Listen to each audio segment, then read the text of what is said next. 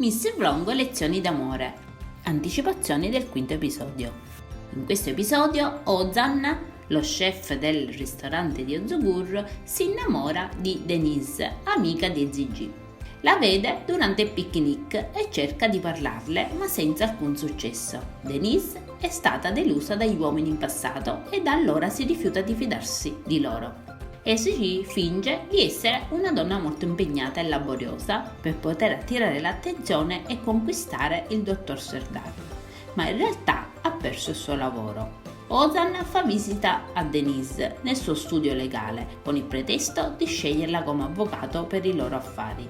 Viene a sapere che Denise ha un amico che sta cercando un lavoro come addetto alle pubbliche relazioni. Ozan coglie l'occasione e spiega a Denise che sta cercando qualcuno che lavori nel loro nuovo ristorante. Ozan però non sa che l'amica di Denise è Ezygi, la vicina di casa di Ozugur. Ezygi, dopo il colloquio di lavoro, viene assunta da Ozan.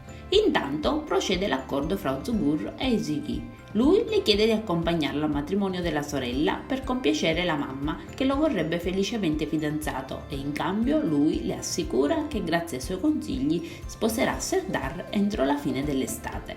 Ezygi se ne compiace anche per il desiderio di vendetta nei confronti dell'ex Soner, che sta per sposarsi a sua volta. Finalmente Ezygi, grazie ai consigli di Ozugur, riesce a farsi desiderare da Serdar, che le chiede un appuntamento. L'esperto seduttore Ozugur suggerisce a Ezygi di non accettare subito la richiesta di appuntamento di Serdar e di farsi desiderare. Ozugur intanto aiuterà Ezygi a scegliere un abito per il suo futuro appuntamento con Serdar. Adesso non ci resta che guardare l'episodio. Io vi saluto e vi aspetto al prossimo video. Bye bye!